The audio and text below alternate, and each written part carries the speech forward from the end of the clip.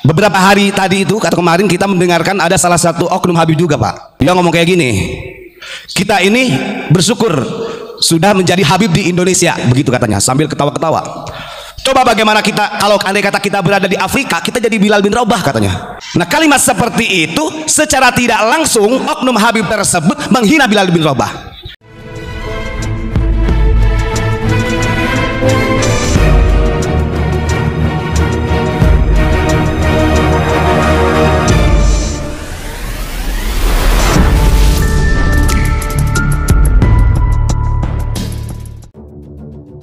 Assalamualaikum warahmatullahi wabarakatuh. Alhamdulillah ketemu lagi di channel Maret 27. Orang yang selalu membanggakan nasab ini termasuk puncak tipu daya, dan ia tertipu oleh hawa nafsunya. Orang yang selalu membanggakan nasab, mereka mengira bahwa mereka akan selamat dengan sebab ketakwaan bapak ibunya atau ketakwaan kakek neneknya. Padahal tidak ya. Makanya banyak orang yang mengkultuskan seakan-akan dengan adanya perkataan atau doktrin di dalam dirinya terdapat darah baginda Rasulullah SAW, seakan-akan dia itu dijamin surganya. Padahal yang Allah jaminkan surga itu adalah Ahlul Bait. Bahkan selain Ahlul Bait, orang yang dijamin masuk surga adalah Bilal bin Rabah. Bilal bin Rabah ini bukan Ahlul Bait, tetapi beliau ini seorang budak. Tapi kalau kita lihat di dalam hadis Nabi, beliau ini atau Bilal bin Rabah ini dijamin masuk surga oleh Allah Subhanahu wa Ta'ala. Beberapa hari kemarin itu ada seorang oknum Habib ya. Ini oknum Habib ya, yang secara tidak langsung ini seperti menghina ya, seperti menghina Bilal bin Rabah. Yang padahal dia ini atau oknum Habib ini belum tentu masuk surga. Sedangkan Bilal bin Rabah sudah pasti dijamin surganya oleh Allah Subhanahu wa Ta'ala. Nah, apa yang oknum Habib ini katakan sehingga secara tidak langsung menghina Bilal bin Rabah? Kita tonton penjelasannya dalam video berikut ini. Bismillahirrahmanirrahim. Qala al-mu'allifu rahimahullah wa nafa'ana bihi wa bi'ulumihi fid dharaini amin Allahumma amin. Kita lanjutkan.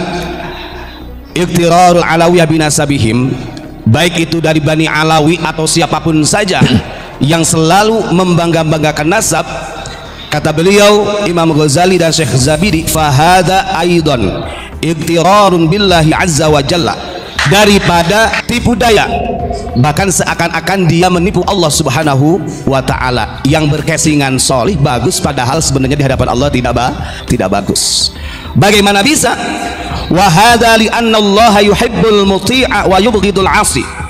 Karena sesungguhnya Allah Subhanahu wa Ta'ala mencintai orang-orang yang taat dan murka kepada orang-orang yang berbuat durhaka dosa. Artinya sekalipun dia nasabnya, orang tuanya, mbahnya, kakeknya ini orang-orang solih, kalau anaknya tolih, bukan solih, tolih, artinya tidak sesuai dengan perjalanan kesolehan orang tuanya, Allah tetap akan murka. Tidak ada jaminan kalian masuk surga. Fakama annahu la yubghidul abu al-muti. Nah begitu juga yubghiduhu lil waladil asi. Hal ini sama ketika orang tua ini kan biasanya perlakuan kepada anak yang solih dan anak yang tidak solih itu berbeda. Sama, Allah pun begitu. Makanya kemarin kita jelaskan bahwa orang-orang yang selalu membanggakan nasab ini termasuk nihayatul iqtirar, puncak tipu daya, dan dia tertipu dengan hawa nafsunya. Terus kemudian waman dhanna annahu yanju bitaqwa abihi kaman dhanna annahu yusbi'u ya'kulu bi akli abihi. Orang-orang yang selalu membanggakan nasab, mereka mengira bahwa mereka akan selamat dengan sebab ketakwaan bapak ibunya atau nenek kakeknya, padahal tidak. Makanya banyak orang yang mengkultuskan seakan-akan dengan adanya perkataan atau doktrin di dalam dirinya terdapat darah baginda Rasulullah, seakan-akan dia itu dijamin surganya. Nanti dulu, yang Allah jaminkan surga itu adalah Ahlul Bait. Bahkan selain Ahlul Bait termasuk Bilal bin Rabah. Coba kita lihat, Bilal bin Rabah ini bukan Ahlul Bait, beliau seorang budak. Tapi kalau kita lihat di dalam hadis Nabi, beliau dijamin dalam masuk surga. Ada beberapa hari tadi itu atau kemarin kita mendengarkan ada salah satu oknum Habib juga, Pak. Dia ngomong kayak gini, kita ini bersyukur sudah menjadi Habib di Indonesia, begitu katanya sambil ketawa-ketawa. Coba bagaimana kita kalau andai kata kita berada di Afrika, kita jadi Bilal bin Rabah katanya. Nah, kalimat seperti itu secara tidak langsung oknum Habib tersebut menghina Bilal bin Rabah, yang padahal dia belum tentu dijamin surganya oleh Allah, sementara Bilal dijamin surganya oleh Allah. Ini kalau mau kita buka-bukaan, menurut mereka itu ini adalah provokasi. Bukan, kita menyampaikan karena ini kebenaran. Jangan sampai doktrin-doktrin seperti itu sampai ke pribumi, yang akhirnya pribumi ini menjadi salah langkah. Coba kita lihat, kenapa kok oknum Habib tersebut mengatakan andai kata kalau kita di Afrika kemudian jadi Bilal bin Rabah. Ini kalimat istihza yang secara tidak langsung menghinakan Bilal bin Rabah. Padahal Bilal bin Rabah bukan ahlul bait, bukan min dzurriyyatir Rasul. Beliau dijamin surganya oleh Allah, seperti yang disampaikan dalam hadis Bukhari Muslim. Rasulullah pernah berkata begini, ya Bilal, bima sabaqatani ilal jannah ma dakhaltul jannata qad illa sami'tu khosyataka amami, kata Rasul. Wahai Bilal, kata Rasul, mengapa engkau mendahuluiku ke dalam surga sementara aku tidak memasuki surga sama sekali, melainkan ketika sudah di dalam surga aku mendengar terompahmu. Artinya suara langkahnya Bilal. Ulama-ulama tafsir menjelaskan hadis ini disampaikan oleh baginda Rasulullah. Walaupun Bilal bin Rabah ini bukan ahlul bait dan beliau bukan orang yang mempunyai nasab yang bagus min dzurriyyatir Rasul, tapi Bilal bin Rabah dijamin masuk surga oleh Allah. Sementara orang yang menghinakan Bilal bin Rabah belum tentu masuk surga. Makanya betul kemarin di dalam kitab Mukasyafatul Qulub pentingnya menjaga lisan. Karena mereka mengira, kata Syekh Zabidi, dzanna annahu yanju bitaqwa abihi. Orang-orang yang selalu membanggakan nasab itu mengira dia akan selamat dengan sebab ketakwaan orang tuanya, jid-jidnya sampai kepada Rasulullah. Padahal belum tentu. Kemarin kita contohkan Kan'an adalah putra Nabi Nuh, yang pada akhirnya wakana minal mughriqin. Nabi Nuh tidak bisa berbuat apa-apa, tidak bisa menyelamatkan Kan'an. Terus kemudian kaman dzanna annahu yusbi'u bi akli abihi. Nah, orang-orang yang selalu membanggakan nasab itu diibaratkan seperti orang dia mengira bahwa dia ini akan kenyang perutnya ketika bapaknya makan. Logikakan, saya punya bapak Pak Mujib makan, kira-kira saya anaknya kenyang apa tidak? Kalau gak makan, gak badok sendiri mah ya gak kenyang. Ini ditamsilkan. Kalau dalam ilmu balaghah, tasbih tamsilnya seperti itu. Orang yang selalu bersandar mustanadu rojaihim bi solahil aba, seperti itu.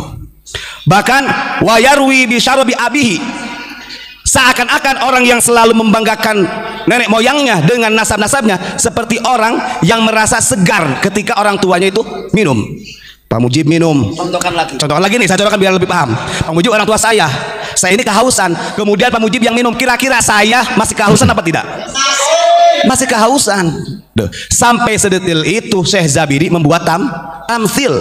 Intinya biar kita ini tidak membangga-banggakan nasab. Saya ulangi, mau itu Ba'alawi kek, mau itu orang yang intisabnya ke Wali Songo, mau Kiai Ajengan tuh bagus, lola siapapun dipempeleng sama Imam Ghazali, kena semua ini.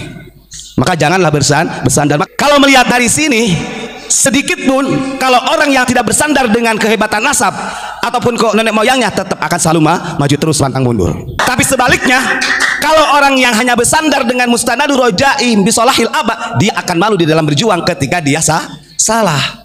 Begitu ya. Terus kemudian wa yasiru aliman bi ta'allumi abihi, dan orang-orang yang selalu membanggakan nasab, dia mengira bahwa anak turunnya ini akan menjadi orang alim dengan sebab belajar ilmunya atau kealimannya orang tuanya. Pak Mujib orang tua saya mondok bertahun-tahun, bisa baca kitab, hafizul Quran, tafsir hadis. Saya tidak belajar sebagai anak turunnya. Kira-kira saya tidak sekolah, tidak mondok, tidak belajar, saya kira-kira bisa nggak niru sama Pak Mujib? Gak bisa, tetap jahil.